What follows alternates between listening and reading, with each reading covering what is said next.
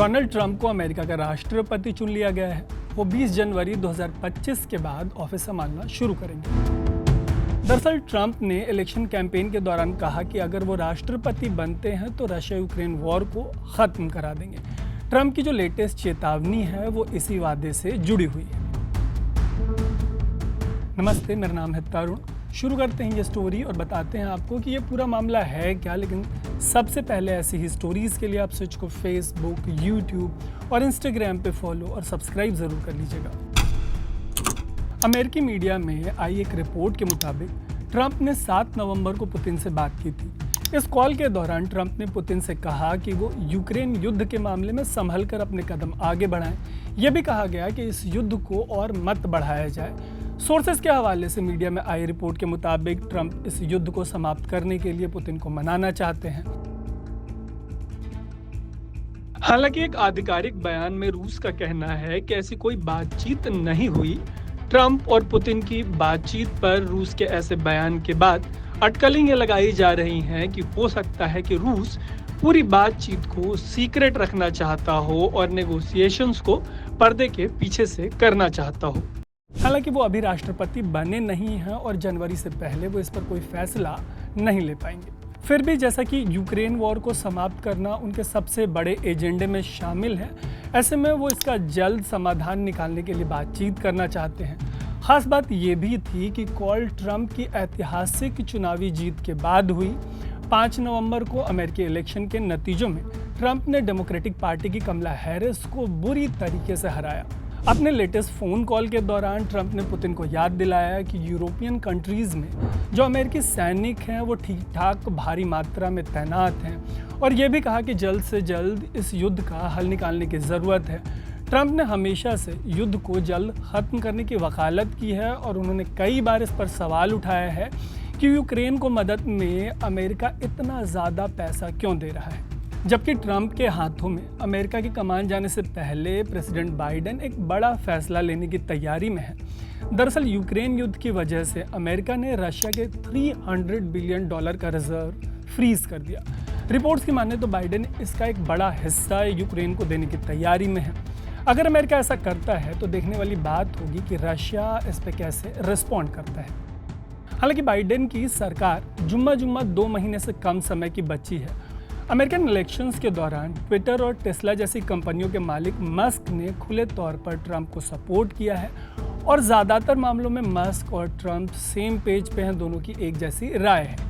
Putin के अलावा Trump की बात यूक्रेनियन प्रेसिडेंट जेलेंस्की से भी हुई। दोनों की बातचीत को लेकर आई मीडिया रिपोर्ट्स बहुत पॉजिटिव रही हैं।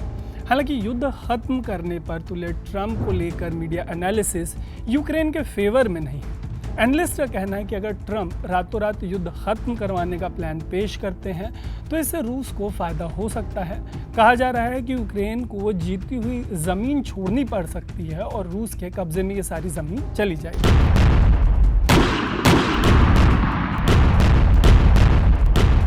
आपको याद होगा कि रूस ने 2014 में ही यूक्रेन के क्रीमिया को एनेक्स कर लिया था। युद्ध के रातों रात समाप्त होने की स्थिति में कहा जा रहा है कि रूस क्रीमिया जैसे हिस्सों को छोड़ने के लिए कभी भी तैयार नहीं होगा।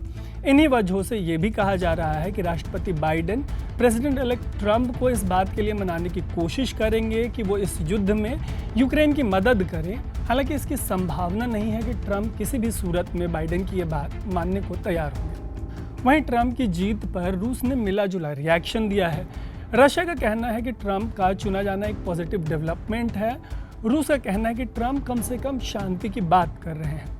ऐसे में उम्मीद है कि अगर ट्रंप कोई ऐसा मसौदा पेश करते हैं जिससे रूस हाई ग्राउंड लेकर इस युद्ध को समेट सके तो रूस को इससे कोई परेशानी नहीं होनी चाहिए। कम से कम एक्सपर्ट्स का तो यही मानना है। हालांकि सवाल ये है कि क्या ट्रंप यूक्रेन को हारी हुई ज़मीन छोड़ने के लिए राज़ी कर पाएंगे। रिपोर्ट्स के मुताबिक ट्रंप ने पुतिन से बातचीत के दौरान ज़मीन का मुद्दा छेड़ा था, लेकिन इस पर ज़्यादा डिटेल्स नहीं दी गई। और अगर यूक्रेन ज़मीन छोड़ता है तो सेकेंड वर्ल्ड वॉर के बाद ये अपनी तरीके का पॉसिबली पहला मामला होगा सेकेंड वर्ल्ड वॉर के बाद ये तय किया गया था कि कोई भी देश किसी और देश की ज़मीन पर कब्जा नहीं करेगा।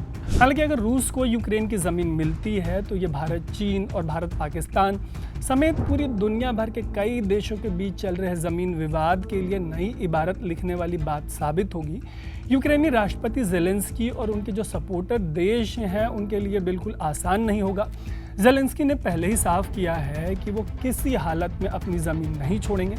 उनका मानना है कि अगर यूक्रेन ज़मीन छोड़ता है तो रशिया और ज़्यादा अग्रेसिव हो जाएगा, उनकी ताकत बढ़ जाएगी। आशंका ये भी जताई जा रही है कि ऐसे किसी समझौते से पंप अप होने के बाद पुतिन यूक्रेन तक नहीं रुकेंगे। वो नेटो के मेंबर बनने की चाह रखने वाले पोलैंड जैसे देशों की तरफ बढ़ेंगे। दरअसल ट्रंप ने हमेशा से ये लाइन मेंटेन की है कि यूरोपियन कंट्रीज़ को नेटो के मामले में अपना बिल पे करना चाहिए। उनका मानना है कि इस पे मैक्सिमम एक्सपेंस अमेरिका का होता है। ट्रंप ने हमेशा से ही यूक्रेन के समर्थन में खर्च हो रहे अमेरिकी पैसों पर सवाल उठाए हैं। उन्होंने ये भी कहा है कि अमेरिका की हथियार बनाने वाली जो कंपनियां हैं और जो वॉर पॉलिसी बनाने वाले हैं उनके बीच में गहरे संबंध हैं। ट्रंप के मुताबिक इन्हीं दोनों की वजह से युद्ध और बढ़ रहा है। ट्रंप के बेटे जूनियर ट्रंप ने इंस्टाग्राम पे एक पोस्ट किया है, इंटरेस्टिंग पोस्ट। इसमें ज़ेलेंस्की के साथ ट्रंप की तस्वीर है। कैप्शन में लिखा है कि 38 दिन बाद यूक्रेन को मिलने वाले पैसे बंद हो जाएंगे। ये तस्वीर काफ़ी कुछ कहती है। इस बीच युद्ध के मोर्चे पर हालात बिल्कुल बदले हुए हैं। यूक्रेन और रूस के बीच 10 नवंबर को ड्रोन वॉर हुआ। पहले रशिया ने यूक्रेन के खिलाफ 145 ड्रोन्स इस्तेमाल किए। जवाबी कार्रवाई में यूक्रेन ने रूस के ऊपर 34 ड्रोन्स दागे। ऐसे हमलों के बीच इस युद्ध को एनालाइज कर रहे एक्सपर्ट इसे बुझती लौ की फड़फड़ाहट के तौर पर देख रहे हैं। और अब सबसे बड़ा सवाल ये है कि क्या ट्रंप इस युद्ध को ख़त्म करा पाएंगे। दरअसल उनके लिए ये सबसे अहम है कि युद्ध जल्दी ख़त्म हो और जान माल का कम नुकसान हो। अमेरिकी जनता ने उन्हें जैसा प्रचंड बहुमत दिया है उसके बाद उन्हें ये जल्द से जल्द करना पड़ेगा। वापस से सवाल यही है कि क्या यूक्रेन अपनी ज़मीन छोड़ने को तैयार होगा और क्या रूस शांति प्रक्रिया में शामिल होगा। इन सवालों पर आपका एक्सपर्ट ओपिनियन हमें कमेंट बॉक्स में ज़रूर बताइएगा। ऐसे ही स्टोरीज़ के लिए स्विच को फेसबुक, यूट्यूब और इंस्टाग्राम पे फॉलो और सब्सक्राइब ज़रूर कर लीजिएगा। देखते रहिएगा स्विच। मेरा नाम है तारू।